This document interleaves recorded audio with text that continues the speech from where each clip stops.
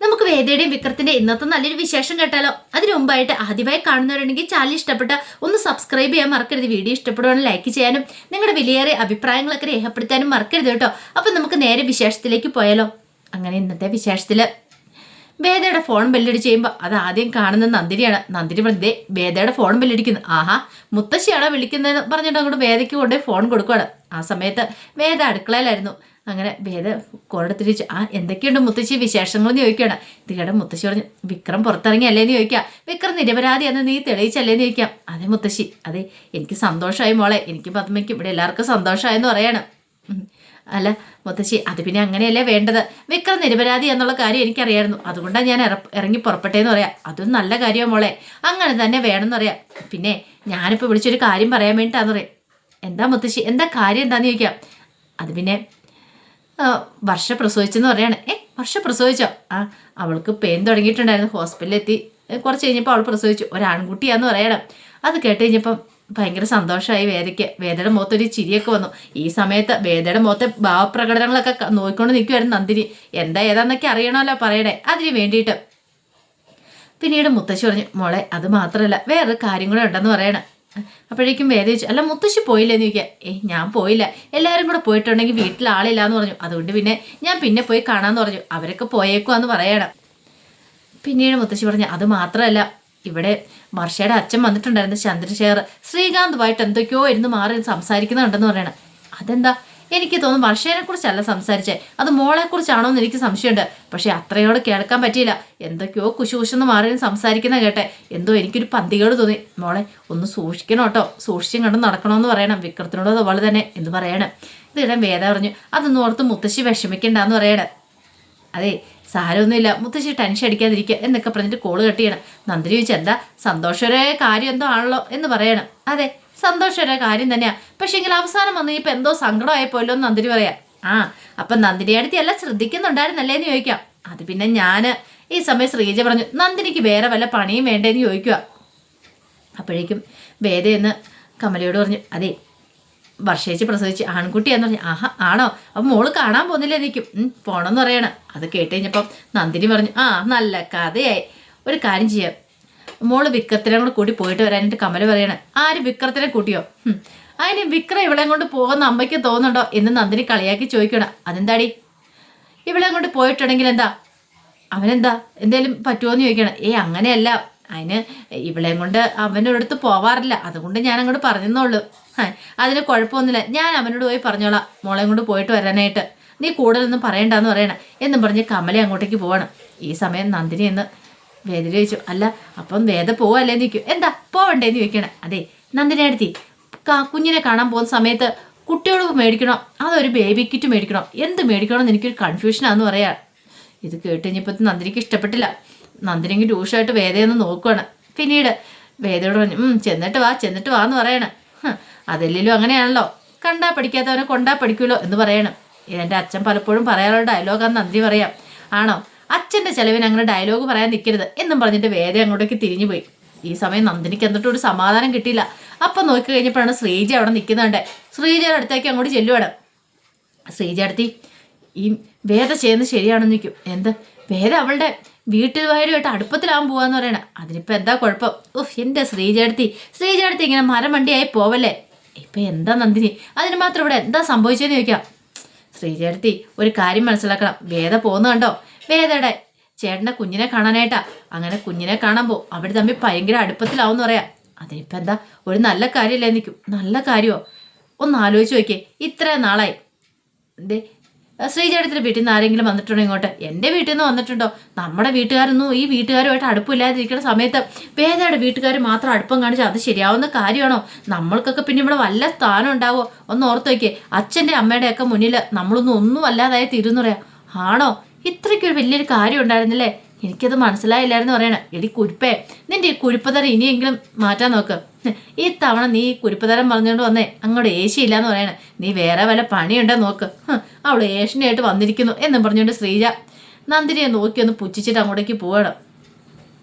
പിന്നീട് വേദയും വിക്രം കൂടെ പോകുന്ന വഴിക്ക് വേദ കയറി കുഞ്ഞിന് ബേബി കിറ്റൊക്കെ വാങ്ങിക്കണം. അതിനുശേഷം വിക്രത്തിനടുത്ത് വന്നിട്ട് ചോദിച്ചു, അല്ല ഞാനൊരു ബേബി കിറ്റ് മാത്രം വാങ്ങിച്ചിട്ടുള്ളൂ, ഇത് മാത്രം മതിയോന്ന് ചോദിക്കണം. ഇത് കേട്ട് ഞാൻ വിക്രം പറഞ്ഞു, അത് മാത്രം എന്തിനാക്കുന്നേ, വേറെ കുറച്ച് സാധനങ്ങളും കൂടെ മേടിക്കാൻ മേലായിരുന്നു എന്ന് ചോദിച്ച് വേദയെ കളിയാക്കണം.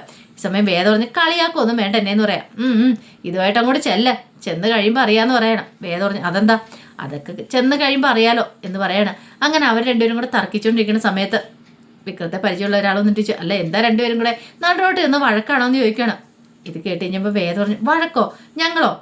ഞങ്ങൾ വഴക്കൊന്നും ഉണ്ടാക്കുമല്ല. ഞങ്ങളെന്താ പറഞ്ഞുകൊണ്ടിരുന്ന അറിയാവോ, ഞങ്ങൾക്കുണ്ടാകുന്ന ആൺകുഞ്ഞാണെങ്കിൽ എന്ത് പേരിടണം, അല്ലെങ്കിൽ അതാ പെൺകുഞ്ഞാണെങ്കിൽ എന്ത് പേരിടണമെന്ന്. വിക്രത്തിന് ആൺകുഞ്ഞിനോട് താല്പര്യം കൂടുതൽ. അപ്പം അതിൻ്റെ ഒരു കൺഫ്യൂഷൻ ഞങ്ങളിങ്ങനെ നിൽക്കുമായിരുന്നു പറയണം. ഇത് കേട്ടപ്പോൾ അയാളൊന്നും ഞെട്ടിപ്പോയി. വിക്രം ഇങ്ങനെ വേദയൊന്ന് നോക്കുവാണ്. പിന്നീട് അവർ ഹോസ്പിറ്റലിലേക്ക് ചെല്ലുകയാണ്. ഹോസ്പിറ്റലിലൂടെ ഇറങ്ങി കഴിഞ്ഞപ്പോഴത്തേനും വേദ ഒരു കാര്യം ചെയ്യാം, വിക്രം പോയി ഒരു ചായ കുടിച്ച് നിൽക്കണം കേട്ടോ, ഞാൻ ഇപ്പം തന്നെ വരാമെന്ന് പറയാം. പോയിക്കളയല്ലേ, എന്നെ തനിച്ചിട്ട് പോയേക്കല്ലെന്ന് പറയണം. ഇത് കേട്ടപ്പോൾ വിക്രം പറഞ്ഞു, ഇവിടെ നിൽക്കാനോ, ഞാനങ്ങ് നിൽക്കില്ലെന്ന് പറയണം. അതെന്താ വിക്രം അങ്ങനെ പറയണേ, ഒരു ചായ കുടിക്കുക, അല്ലെങ്കിൽ ക്യാൻറ്റീനിൽ പോയിരിക്കുക, ഒരു നാരങ്ങാവെള്ളം കുടിച്ചാലോ എന്താണല്ലോ മതി, ഇഷ്ടമുള്ള കുടിച്ചോ, അപ്പം തന്നെ ഞാൻ ഇങ്ങോട്ടേക്ക് ഇറങ്ങി വരാം. എനിക്ക് വിക്രത്തിനെ കയറ്റിക്കൊണ്ട് പോകണമെന്ന് ആഗ്രഹം ഉണ്ടായിരുന്നു. പക്ഷെ അങ്ങോട്ട് ചെന്ന് കഴിയുമ്പോൾ ചിലപ്പോൾ അവർക്ക് ചിലപ്പോൾ ശ്രീകാന്ത് എണ്ണൻ ചിലപ്പോൾ ഇഷ്ടപ്പെട്ടെന്ന് വരത്തില്ല, എന്നെപ്പോലും ഇഷ്ടപ്പെടുമെന്ന് അറിയത്തില്ല. അപ്പം അതുകൊണ്ടാണ് വെറുതെ വിക്രത്തെയും കൂടെ കൊണ്ടേ നാണം കെടുത്തിട്ടുണ്ടെന്ന് കരുതിയിട്ടാന്ന് പറയണം. കേട്ടൻ വിക്രം പറഞ്ഞു, ചെല്ലിയല്ല, ഇപ്പൊ ചെന്ന് കഴിയുമ്പോൾ അറിയാന്ന് പറയണം. എന്ത്? അല്ല അവിടുന്ന് കിട്ടുന്ന സ്വീകരണമേ. ഇത് കേട്ട് ഞാൻ വേദം പറഞ്ഞു, എന്നെ കളിയാക്കൊന്നും വേണ്ടെന്ന് പറയണം. എനിക്കറിയാം എന്നോട് ദേഷ്യം ഉണ്ടായിരിക്കുന്നു വിക്രത്തിന്, കാരണം എൻ്റെ ഏട്ടൻ അവരെല്ലാം ചേർന്ന് ഗൂഢാലോചന നടത്തിയെന്ന് ഓർത്തല്ലേ വിക്രം ഇങ്ങനെയൊക്കെ പറയണേ. വിക്രം പറഞ്ഞാതെ എനിക്ക് ഉറപ്പുള്ള കാര്യം. ഇത് കേട്ട വേദം പറഞ്ഞു, ഞാൻ തർക്കിക്കാനൊന്നും വരുന്നില്ല. എൻ്റെ ഏട്ടനും വർഷേച്ചിയുടെ അച്ഛനും ചേർന്നിട്ടാ ശ്രീകാന്ത് വിക്രത്തെ ഇല്ലാതാക്കാൻ ശ്രമിച്ചാന്നുള്ള കാര്യം എനിക്കറിയാം. അതുകൊണ്ടാണ് ഞാൻ പിന്നെ കൂടുതൽ അങ്ങോട്ട് വിളിച്ചുകൊണ്ടും പോകാത്ത. വെറുതെ നമ്മളായിട്ടൊരു പ്രശ്നം ഉണ്ടാക്കണ്ടല്ലോ, തൽക്കാലത്തേക്ക് ഇവിടെ നിൽക്കുക, ഞാൻ ഇപ്പം തന്നെ വരാമെന്ന് പറഞ്ഞിട്ട് വേദ അങ്ങോട്ട് കയറി പോവാണ്. അങ്ങനെ അങ്ങോട്ട് ചെല്ലുന്ന സമയത്ത് ശ്രീകാന്ത് അങ്ങോട്ട് ഇറങ്ങി വരുന്നുണ്ട്. ശ്രീകാന്തിനെ കണ്ടതും വേദ പെട്ടെന്ന് ചെന്നിട്ട് ചോദിച്ചു, അല്ല ശ്രീകാന്തേട്ടാ എവിടെയാ, ഏത് മുറിയിലാന്ന് ചോദിക്കുവാണ്. അതെ, കുഞ്ഞമ്മ സുഖമായിട്ടിരിക്കുന്നോ, എത്ര വെയിറ്റ് ഉണ്ട്, മിടുക്കനായിട്ടിരിക്കുന്നോ എന്നൊക്കെ ചോദിച്ചു 100 ചോദ്യങ്ങൾ അങ്ങനെ ചോദിക്കണം. ഈ സമയം ശ്രീകാന്ത് ചോദിച്ചു, ഇതൊക്കെ ചോദിക്കാൻ നീ ആരാന്ന് ചോദിക്കണം. ഒരു നിമിഷം വേദ ഞെട്ടിപ്പോയി. എന്താ ശ്രീയേട്ട ഇങ്ങനെയൊക്കെ ചോദിക്കുന്നത്, എന്താണെന്ന് മനസ്സിലായില്ലേ? എൻ്റെ ഭാര്യയുടെ കാര്യങ്ങൾ കുഞ്ഞിൻ്റെ കാര്യമൊക്കെ ഞാൻ നോക്കിക്കോളാം, അതൊക്കെ ചോദിക്കാൻ നീ ആരാ? അല്ല നീ എന്തിനാ ഇപ്പം ഇങ്ങോട്ടേക്ക് വന്നേന്ന് ചോദിക്കാം, നിന്നെ ആരെങ്കിലും ഇങ്ങോട്ട് ക്ഷണിച്ചോന്ന് ചോദിക്കാം. വേദ പറഞ്ഞു, ഏട്ടൻ എന്താ ഇങ്ങനെയൊക്കെ പറയണേ, ഇങ്ങനെയൊന്നും പറയലെന്ന് പറയണം. പിന്നെ എങ്ങനെ പറയണം, എന്നെ എൻ്റെ വീട്ടുകാരൻ വേണ്ടെന്ന് വെച്ച് ഇറങ്ങിപ്പോയോളല്ലേ നീ, എന്നിട്ട് നീ എന്ത് ധൈര്യത്തിലാണ് ഇങ്ങോട്ടേക്ക് കയറി വന്നിരിക്കുന്നത്, അവള് വന്നിരിക്കുന്നു എന്ന് പറയണം. ഇത് കേട്ടപ്പോൾ വേദ പറഞ്ഞു, അതിന് ഞാൻ എന്ത് ചേട്ടാ ചെയ്തെന്ന് ചോദിക്കാം. ഒരു തെറ്റും ചെയ്തിട്ടില്ലല്ലേ, അല്ലെങ്കിലും നിന്നെ ഞാൻ മനസ്സിൽ നിന്ന് പണ്ടേ എടുത്ത് കളഞ്ഞിട്ട് കഴിഞ്ഞ ദിവസം വീട്ടിൽ വന്നിട്ട് നീ എന്ത് വെല്ലുവിളികളൊക്കെ നടത്തിയിട്ട് പോയില്ലേ, എന്തൊക്കെയാ പറഞ്ഞിട്ട് പോയത്, അതൊക്കെ നിനക്ക് ഓർമ്മയുണ്ടല്ലോ അല്ലേ? ഒരു കാര്യം എനിക്ക് മനസ്സിലായി, പുകഞ്ഞു പുള്ളി പുറത്തെന്ന് പറഞ്ഞോണ്ട് ഇനി ഒരിക്കലും നീ ആ കുടുംബത്തിലേക്ക് കയറാൻ പോകുന്നില്ല, എന്ത് ചെയ്യണമെന്ന് എനിക്ക് അറിയാമെന്ന് പറയണം. ഇത് കേട്ടതും ഇത്ര സമയം വേദം സഹിച്ച് ക്ഷമിച്ചൊക്കെ നിന്നു. പിന്നീട് ശ്രീകാന്തിൻ്റെ അടുത്ത് എന്നിട്ട് പറഞ്ഞു, അതെ ഒരു കാര്യം ഞാൻ പറഞ്ഞേക്കാം, ഇത്രയും കാലം ശ്രീയേട്ടൻ ചെയ്തൊക്കെ ഞാൻ സഹിക്കുകയോ ക്ഷമിക്കുകയും ചെയ്തു, പക്ഷെ ഇനി ചെറുപെരില് എനിക്ക് നേരെ വിക്രത്തിന് നേരെ അനിക്കുണ്ടല്ലോ, ഈ വേദ ആരാന്ന് ശരിക്കും നിങ്ങൾ അറിയാണ്ട് പോകുന്നുള്ളൂ പറയണം. ഈ സമയം ശ്രീകാന്ത് ഇങ്ങനെ നോക്കി, ശ്രീയേട്ടൻ ഇതിനു മുമ്പ് പല കൊള്ളരുതായ്കളും ചെയ്തിട്ടുണ്ട്, ദുരഭിമാനത്തിന്റെ പേരിൽ വിക്രത്തെ ഇല്ലാതാക്കാൻ വരെ ശ്രമിച്ചു, പക്ഷെ ഞാനതങ്ങോട്ട് സഹിച്ചു, പക്ഷെ ഇനി അങ്ങനെയൊന്നും ഉണ്ടാവില്ലെന്ന് പറയണം. ഇപ്പൊ ശ്രീയേട്ടൻ പറഞ്ഞല്ലോ ഞാൻ ആരാണ് എന്താണെന്നൊക്കെ, അത് ശ്രീയേട്ടന് പതിയെ മനസ്സിലായിക്കോളെന്ന് പറയാം. ജില്ലാ ജഡ്ജി ശങ്കരനാരായണന്റെ മക്കള് അത്രയ്ക്ക് തരം താഴാൻ പാടില്ല, തരം താഴുന്നതിന് ഒരു പരിധിയുണ്ട് കേട്ടോ എന്ന് പറഞ്ഞിട്ട് അങ്ങ് തിരിയുന്ന സമയത്ത് ഒരു നിമിഷം ഇങ്ങനെ ആലോചിച്ചുകൊണ്ട് നിൽക്കുകയാണ് വേദ. പിന്നീട് വേദ തിരിഞ്ഞു നിന്നിട്ട് പറഞ്ഞു, പിന്നെ ഒരു കാര്യം കൂടെ, ഇനി എനിക്ക് നേരെ എന്തെങ്കിലും ആയിട്ട് വന്നിട്ടുണ്ടെങ്കിലുണ്ടല്ലോ, ഇതുപോലെയൊന്നും ആയിരിക്കില്ല വേദ പ്രതികരിക്കുന്നത്, വേദ വരും, അത് വേദ വരുന്ന വെറും വരവല്ലേ വരുന്നത്, വക്കീൽ കോട്ടിട്ടൊരു വരവ് വരുന്നത്. അപ്പൊ സഹോദരൻ അതൊന്നും നോക്കില്ല, കയറ്റി നിർത്തും പ്രതിക്കൂട്ടിലേക്ക് അങ്ങോട്ട്. ഇനിയിപ്പം സ്വന്തം അച്ഛൻ്റെ മുന്നിൽ നിന്നിട്ടാണെങ്കിലും ഞാൻ വാദിക്കും നിങ്ങൾക്കെതിരെ, അന്ന് ആ കാഴ്ച കാണും നിങ്ങൾ എന്നൊക്കെ പറഞ്ഞ് വെല്ലുവിളിക്കുകയാണ് വേദ ശ്രീകാന്തിനെ. ഈ സമയം ശ്രീകാന്ത് നീ എന്താ പറഞ്ഞെന്ന് ചോദിക്കും. മനസ്സിലായില്ലേന്ന് ചോദിക്കണം. മേലാല് എൻ്റെ ഭർത്താവിന് നേരെ ചെറുവില്ല എനിക്കൊണ്ട് വരില്ലെന്ന് തന്നെയാ പറഞ്ഞേ. അതിപ്പം എൻ്റെ സഹോദരനാണെങ്കിൽ ഞാൻ ക്ഷമിച്ചെന്ന് വരത്തില്ല, ഈ വേദ വെറുതെ ഇരിക്കില്ല, നിങ്ങളെ അകത്താക്കാൻ ഞാൻ നിങ്ങളെ നേരെ ജയിലിലേക്ക് പറഞ്ഞു വിടത്തുള്ളൂ എന്ന് പറഞ്ഞ് വേദ അങ്ങ് തിരിഞ്ഞു കിടക്കുവാണ്. ആ സമയത്ത് ഒരു നിമിഷം ഞെട്ടിത്തെറിച്ച് നിൽക്കുകയാണ് ശ്രീകാന്ത്. അങ്ങനെ വേദ അങ്ങോട്ട് പോകുന്ന സമയത്താണ് ശങ്കരശേഖരൻ അങ്ങോട്ട് വരുന്നത്. ചന്ദ്രശേഖരൻ വന്നിട്ട് വേദയല്ലേ, അവളെ നീ മടക്കി അയച്ചോ എന്ന് ചോദിക്കണം. ആ എനിക്കിഷ്ടപ്പെട്ടില്ല അവൾ കാണാൻ വന്നേ, അവളോട് കാണണ്ടാന്ന് പറഞ്ഞു. നീ എന്ത് പൊട്ടത്തരം അവിടെ കാണിച്ചേ? എടാ അവൾ അവളുടെ വീട്ടുകാരോട് പറയില്ലേ? വീട്ടുകാരോട് പറഞ്ഞാൽ എന്താ കുഴപ്പം? എടാ മുത്തശ്ശിയോടൊക്കെ പറഞ്ഞിട്ടുണ്ടെങ്കിലോ നിനക്ക് എങ്ങനെയാണെന്ന് അറിയാലോ, പിന്നെ അത് വലിയ ഇഷ്യൂ ആവില്ല എന്ന് ചോദിക്കും. എന്തായാലും എനിക്ക് കുഴപ്പമൊന്നുമില്ല, എനിക്ക് അവൾ വന്ന കുഞ്ഞിനെ കാണുന്ന ഇഷ്ടമില്ലായിരുന്നു, അതുകൊണ്ട് തന്നെ ഞാൻ അവളെ പറഞ്ഞു വിട്ടേന്ന് പറയാം. അല്ല നീ എന്തിനാ ഇത്ര ഇത് കാണിച്ചേ? ഇങ്ങനെ കാണിച്ചിട്ട് അവൾക്ക് സംശയം കൂടത്തല്ലേ ഉള്ളൂ. എന്ത് സംശയം? ഇനിയിപ്പോൾ എന്ത് സംശയത്തിൻ്റെ പേരിലാണെങ്കിലും ശരി, എനിക്ക് അവൾ കാണുന്ന ഇഷ്ടമില്ലാത്തതുകൊണ്ട് ഞാൻ അങ്ങോട്ട് പറഞ്ഞു വിട്ടു. എടാ നമ്മൾ ബുദ്ധിപരമായിട്ട് വേണം കാര്യങ്ങളൊക്കെ നീക്കാനായിട്ട്. ഇപ്പം ഇവളവിടെ പിടിച്ചു നിർത്തി കാര്യങ്ങളൊക്കെ സോൾവ് ചെയ്യായിരുന്നെങ്കിലോ, അതിന് പകരം നീ അവളെ ദേഷ്യപ്പെട്ട് അങ്ങോട്ട് പറഞ്ഞു വെച്ചു. അവൾക്കിനി വാശി കൂടത്തല്ലേ ഉള്ളൂ. വാശി കൂടിയാലും കൊള്ളാം, എന്താ കാണിച്ചാലും കൊള്ളാം. അവൾ എന്നോട് പറഞ്ഞു വെച്ചിട്ട് അവൾ എന്നോട് പറഞ്ഞത് വെച്ച് നോക്കുവാണെങ്കിൽ അവളുടെ കർണം അടിച്ച് പൊട്ടിക്കണ്ടെന്ന് പറയണം. അത് കേട്ടുകഴിഞ്ഞപ്പം ചന്ദ്രശേഖരൻ പറഞ്ഞു, അവളെന്താ പറഞ്ഞത്? അവളെന്നെ കോടതി കയറ്റുമെന്ന്. കണ്ടോ, അതാ ഞാൻ പറഞ്ഞത്. അവളുടെ മനസ്സിൽ എന്തൊക്കെയോ സംശയങ്ങളുണ്ട്. അവളൊരു തീപ്പൊരി പോലെയാണ് പോയിരിക്കുന്നത്. അവൾ നാളെ കത്തിയിട്ടുണ്ടെങ്കിലുണ്ടല്ലോ, പിന്നെ നമ്മളൊന്നും കാണത്തില്ല എന്ന് പറയണം. നീ മന്ദബുദ്ധരം കാണിച്ചിട്ട് ഇങ്ങനെ വായ നോക്കി നിൽക്കാതെ കയറി പാടാന്ന് പറഞ്ഞിട്ട് ചന്ദ്രശേഖർ ശ്രീകാന്തനെ വിളിച്ച് അങ്ങോട്ട് കയറി പോവാണ്. ആ സമയത്ത് വേദയ്ക്ക് ആകപ്പാടെ സങ്കടത്തോടു കൂടിയാണ് വേദ വരുന്നത്. അങ്ങനെ വന്നു നോക്കിയും വിക്രത്തെ കണ്ടില്ല. വേദ പെട്ടെന്ന് അങ്ങോട്ട് പോകാൻ തുടങ്ങിയപ്പോഴത്തേനും വിക്രം അവിടെ നിന്നിട്ട് വിളിച്ചു, ആ വേദാളെ ഇങ്ങോട്ട് വാ, ഒരു ചായ കുടിച്ചിട്ട് പോകാമെന്ന് പറയണം. വേദ പറഞ്ഞ് വേണ്ടാന്ന് പറഞ്ഞ് അവിടെ നിൽക്കുകയാണ്. അപ്പോൾ അതായത് വിക്രം ചായയുടെ പൈസയൊക്കെ കൊടുത്തിട്ട് അങ്ങോട്ട് ചെല്ലുവാണ്. എന്ത് പറ്റി? അവിടെ ചെന്നതിനേക്കാളും വേഗത്തിൽ സിക്സർ അടിച്ച് ഇങ്ങോട്ടേക്ക് വിട്ടോന്ന് ചോദിക്കണം. വേദയൊന്നും വേണ്ടിയില്ല. ആരാ സിക്സർ അടിച്ചത്? ഈ തവണ അടിച്ചത് അച്ഛനാണോ അതോ മഹാനായ ഏട്ടനാണോ എന്ന് ചോദിക്കണം. അതിനും വേദയൊന്നും പറഞ്ഞില്ല. ഞാൻ അപ്പോഴേ പറഞ്ഞല്ല വേദാളം വെറുതെ നാണം കെട്ട് പോകണ്ടെന്ന്. ഇതൊക്കെ നമുക്ക് നേരത്തെ അറിയാവുന്ന കാര്യമാണ്. എടി ഒരു കാര്യം നീ മനസ്സിലാക്കണം, നിന്റെ വീട്ടുകാർക്ക് പോലും നിന്നെ വേണ്ട, പിന്നെയാണോ എൻ്റെ വീട്ടുകാരൻ? നിനക്കിനി ഒരിടത്തും ഒരു രക്ഷയില്ല എന്ന് പറയണം. ഇത് കേട്ടിഞ്ഞു വേദ അവിടെ നിന്ന് പൊട്ടിക്കരയാണ്. വിക്രം അത്രയ്ക്ക് പ്രതീക്ഷയില്ല.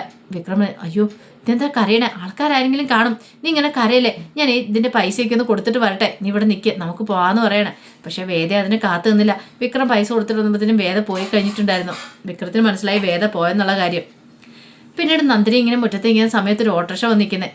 ആ സമയം ശ്രീജ അവിടെ തുണിയെ കഴുകിക്കൊണ്ടിരിക്കുന്നുണ്ടായിരുന്നു. ഇതേ ബൈക്കിന് പോയ ആളാ ആടെ ഓട്ടോറിക്ഷയ്ക്ക് വന്ന് ഇറങ്ങുമെന്ന് പറയണം. അങ്ങനെ നന്ദിനി നോക്കി നിൽക്കുന്ന സമയത്ത് അതിനകത്തും വിനായകൻ ഇറങ്ങിയത്.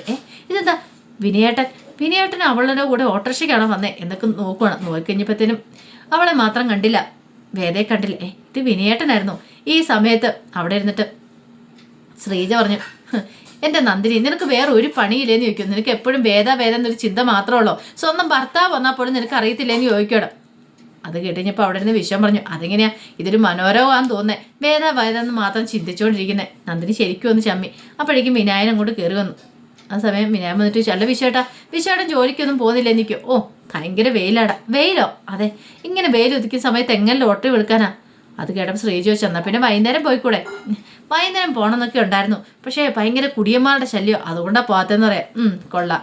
അതിന് വിശ്വേട്ടൻ അപ്പം മോള് പോയതിന് ശേഷം അങ്ങനെ ജോലിക്ക് പോയിട്ടുണ്ടോ? ഇല്ലല്ലോ എന്ന് പറയണം. ശ്രീജ പറഞ്ഞു, അത് ശരിയാ, വിശ്വേട്ടന് പോകാൻ താല്പര്യമില്ല, പറഞ്ഞിട്ട് കാര്യമൊന്നുമില്ല എന്ന് പറഞ്ഞിട്ട് ശ്രീജ അങ്ങോട്ടേക്ക് പോവാണ്. അപ്പോഴേക്കും പുറയുന്ന വിനായകൻ വിളിച്ചു, അതെവിടെ നിന്ന് ഒരു കാര്യം ഉണ്ടെന്ന് പറയണം. എന്താ കാര്യം? ശ്രീജയുടെ കയ്യിലേക്ക് ഒരു വിസിറ്റിംഗ് കാർഡ് കൊടുക്കണം. ഇതെന്താന്ന് ചോദിക്കണം. അതെ, ഒരു ജോലിയുടെ കാര്യം എന്നറിയണം. എനിക്കറിയാവുന്ന ഒരു കമ്പനിയുടെ ആളെ ഞാൻ കണ്ടിട്ടുണ്ടായിരുന്നു. അപ്പോൾ അവരാ പറഞ്ഞു ഒരു ജോലി വേക്കൻസി ഉണ്ടെന്ന് അവിടെ. അപ്പോൾ അത് പറഞ്ഞപ്പോൾ ഞാൻ തന്നാന്ന് പറയണം. ഇത് കേട്ടപ്പോൾ നന്ദിനി ചോദിച്ചു, അതിന് ശ്രീജേടത്തേക്ക് അതിന് മാത്രം വിദ്യാഭ്യാസവും കാര്യങ്ങളൊന്നും ഇല്ലല്ലോ. ഓ പിന്നെ നിനക്കത് വേണ്ടുവോളം ഉണ്ടായിരിക്കും അല്ലേന്ന് ചോദിക്കുക. അല്ല അത് പിന്നെ വിനയേട്ട ഒന്നും മിണ്ടായിരിക്കും അവിടെ എന്ന് പറയാം. ഇത് ശ്രീജേടത്തേക്കല്ല, ഇത് ഞാൻ വിശ്വേട്ടന് വേണ്ടി കരുതിയതാന്ന് പറയണം. എനിക്ക് വേണ്ടിയോ? എനിക്ക് ജോലിയോ? എടാ എനിക്ക് ജോലിയുടെ കാര്യമാണ്, നീ എൻ്റെ കയ്യിലല്ലേ തരണ്ടേന്ന് ചോദിക്കും. വിശ്വേട്ടൻ്റെ കയ്യിൽ തന്നിട്ട് കാര്യമില്ലെന്ന് തോന്നി. കാരണം എന്താണെന്നറിയോ? വിശ്വേട്ടൻ്റെ കയ്യിൽ തന്നിട്ടുണ്ടെങ്കിൽ ആ വിസിറ്റിംഗ് കാർഡ് വാങ്ങിച്ചെടുക്കാൻ 2 ദിവസം വേണം. പിന്നെ എവിടെ എന്താന്നൊക്കെ അന്വേഷിച്ച് വരുമ്പോൾ അത് 2 ദിവസം. പിന്നെ അവിടെ AC ഉണ്ടോ ഫാനുണ്ടോ കമ്പനിയിൽ എന്നൊക്കെ അന്വേഷിച്ച് വരുമ്പോൾ 5 ദിവസം പിടിക്കും. അങ്ങനെ മൊത്തത്തിൽ കുളമാവും. അതിനേക്കാളും ഭേദം അത് ശ്രീചേട്ടത്തേക്ക് കൊടുക്കുന്ന ഓർത്താ ഞാൻ കൊടുത്തതെന്ന് പറയണം. അത് കേട്ട് കഴിഞ്ഞപ്പം നന്ദിനി പറഞ്ഞു, എന്നാലും അതിന് ശ്രീചേട്ടത്തിയാണ് ജോലിക്ക് വന്നത്, അതിന് വിശ്വേട്ടൻ പോയിക്കോളും അല്ലേ വിശ്വേട്ടാന്ന് ചോദിക്കണം. ഇത് കേട്ടൻ വിശ്വം പറഞ്ഞു, അല്ലടാ അത് പിന്നെ ഞാൻ കൂടുതലൊന്നും പറയണ്ടെന്ന് പറയണേ. പിന്നീട് അവരങ്ങോട്ട് പോയി കഴിഞ്ഞപ്പോൾ ശ്രീജ വിസിറ്റിംഗ് കാർഡ് വിശ്വത്തിൻ്റെ കയ്യിലേക്ക് വെച്ച് കൊടുക്കണം. വിശ്വമാണെങ്കിൽ എന്ത് ചെയ്യണമെന്ന് അറിയത്തില്ലാത്തൊരവസ്ഥയിൽ ഇങ്ങനെ നിൽക്കുകയാണ് വിസിറ്റിംഗ് കാർഡും പിടിച്ചോണ്ട്. അപ്പോൾ അതിൻ്റെ വിശേഷങ്ങളൊക്കെയാണ് കണ്ടത്. ഇതിൻ്റെ ബാക്കി വിശേഷങ്ങളുമായിട്ട് വൈകുന്നേരത്തെ പ്രൊമോയി വരാട്ടോ. ഒരിക്കൽ കൂടി എല്ലാവർക്കും ശുഭദിനം നേർന്നുകൊണ്ട് നിർത്തുന്നു.